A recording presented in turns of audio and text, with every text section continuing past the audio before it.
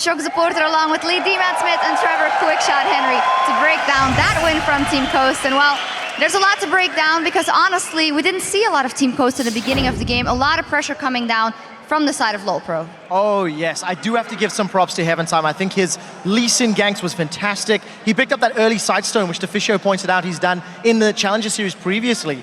And he was omnipresent. He was in every lane multiple times. You could argue the effectiveness of the ganks, but you can't deny the presence and the pressure that he applied. It also helped in shutting down Jax in that top lane. Yeah, I mean, the top lane, Haunter, dominant performance on Shyvana, way ahead of Jax on Rooks for so long in that game. Also looking towards the mid lane, the spears from Lord were so strong, and you literally didn't even know Golden Glue was in the game at the start of that match. No, you really didn't. We've seen Shyvana into Jax matchups in the past going quite ghastly, but it looks like Heaventime is able to evolve and perform very well, as his namesake implies. Well, we're actually going to take a look at a replay to illustrate what we've been talking about, and also what you touched on, the fact that normally if you're a Nidalee versus a Ziggs, you shouldn't be able to put down that kind of pressure and not be as dominant in team fights, but that did happen. So let's pull the first replay up on the screen where we see that LoLPro gets the upper hand. Yeah, so in this particular replay, it's very early on. You can actually see that LoLPro are quite even on gold with Team Coast. So let's roll this clip out. And the most important thing is how Santorin and Mashmi are just miles away from the rest of their team. They get completely singled out in a 2v4, which eventually is a 2v5 thanks to teleports. And Coast just weren't on the same page. They were forced to react to a dragon play, they were out of position, and LoLPro punished them. I also feel that up until 25-30 minutes, Golden Glue's Mega Inferno Bombs were not particularly impactful. And if you notice Golden Glue on this full retreat, yes, cooldowns are a thing, but he's offered very little in the way of resistance and damage on the way in and on the way out. So I do feel it took a long time for Golden Glue to scale up. Yeah, but as happens when you have a Ziggs on your team and a Jax, when the other team does give you time, you can turn the tides by throwing out those mega inferno bombs all over the map and grabbing some CS. And as we've seen in a team fight that we're going to bring up on the screen right now, later in the game, it does show that a scale team does a lot better. We're going to take a look at that in a second, but it feels like Coast got going and they were just waiting for that moment to get back in the game. Yeah, they scaled very well. Bought all the time for Rux on Jax. Absolutely, and it's like you said about Jax, Rooks on Jax.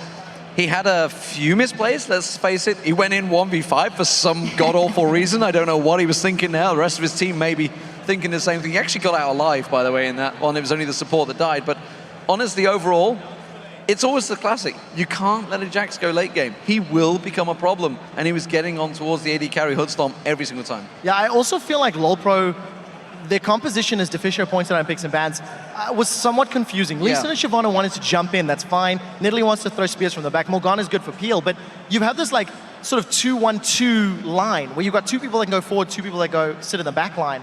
And it didn't allow LoLPro to create opportunities. They hit 35 minutes, they got to Inhibitor, and they couldn't get further because they couldn't deal with Ziggs, Jax, Elise, and Thresh at the same time. Yeah, absolutely. And we're actually going to take a look at one of those late game team fights where Coast was able to get the upper hand. Let's get that up on the screen where it was, well, too late for LoLPro to fight back. Yeah, so let's roll this clip out. Now, this was the first Baron that Coast were able to secure after a very successful team fight. They group up very effectively after catching Lod, and he's instantly in the fight. And thanks, of course, to Coast having the superior positioning, they just focus down the targets. They stay tightly knit. They end up getting, if memory recalls, 3 kills in this scenario, and then grab the Baron. And this was the moment where Coast began stalling out. They slowed the game down, and they began to dictate the pace.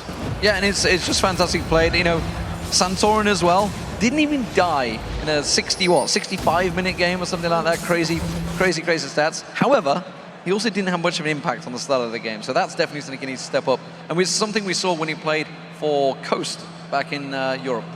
Or stands for to Cloud9 Eclipse, of course. But what do we take of this going into the next game? I kind of feel like for a team like Team Coast, as you said, with players on there that have so much experience, they can take this, they can maybe mediate this with their coach immediately, and if the other team comes out with a comp again that doesn't really glue together, this might be the starting point for Coast. Personally, I think they dodged a bullet in that game. They should have lost that game. Absolutely. LoLPro should have closed that game out a lot earlier. They waited so many times on those Nidalee spears to land. If they didn't land, they didn't attack. Yeah, I would dare say both teams could probably come out of that one with fairly high mental states because of the fact that LOLpro, they had a great early game, they had a great mid game. They even held out in late against a Jax and a Ziggs. But unfortunately, their composition, I feel, let them down. So with proper picks and bans, they may have the tools they need to get over that final hurdle and pick up a win. Yeah, absolutely. Well, we have to take a quick break, but when we return, it is Game 2 between Team Coast and Team LOLpro. We'll be right back.